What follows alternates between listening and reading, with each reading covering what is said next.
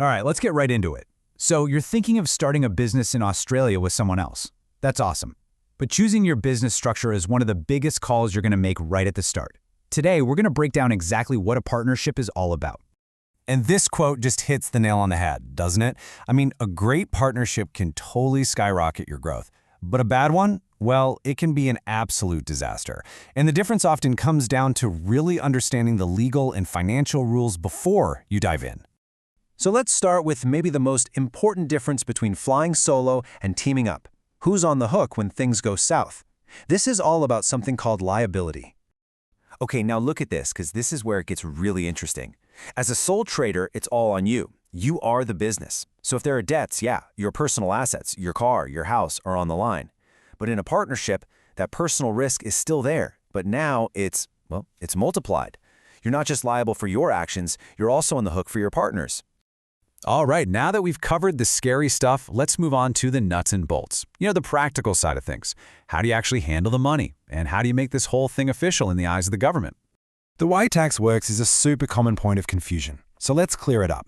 Here's the most crucial thing to remember. The partnership itself doesn't pay income tax. It lodges a tax return for sure, but that's really just to tell the ATO, hey, here's how we split up the money.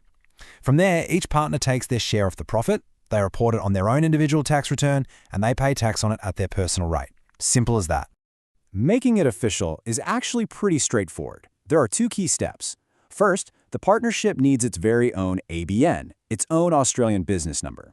And second, if you plan on trading under a cool name like Bright Future Consulting, instead of just, Smith & Jones, you have to register that business name with ASIC. So getting an ABN and a business name, that's the easy part. But there is one little detail kind of buried deep in the partnership structure that is so important. And it's the one thing that catches so many people out when it's way too late. And that brings us to the single most important concept you need to get your head around. It's called joint liability.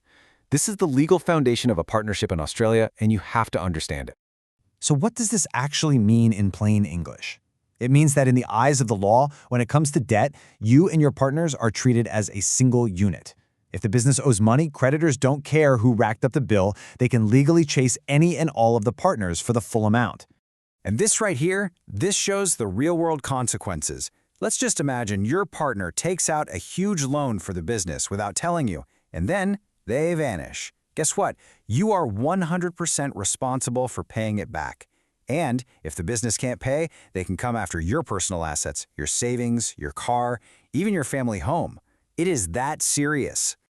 It's a pretty sobering thought, right? And honestly, it should be. It just highlights the immense amount of trust you need to have in a business partner. So the big question is, what can you actually do to protect yourself from that worst-case scenario? The best protection is all about preparation. It really boils down to two essential safeguards. First, and I cannot stress this enough, never, ever enter a partnership without a formal, legally binding partnership agreement. This is your rule book. It outlines everything: how decisions get made, how profits get split, what happens if someone wants out. And second, get professional advice.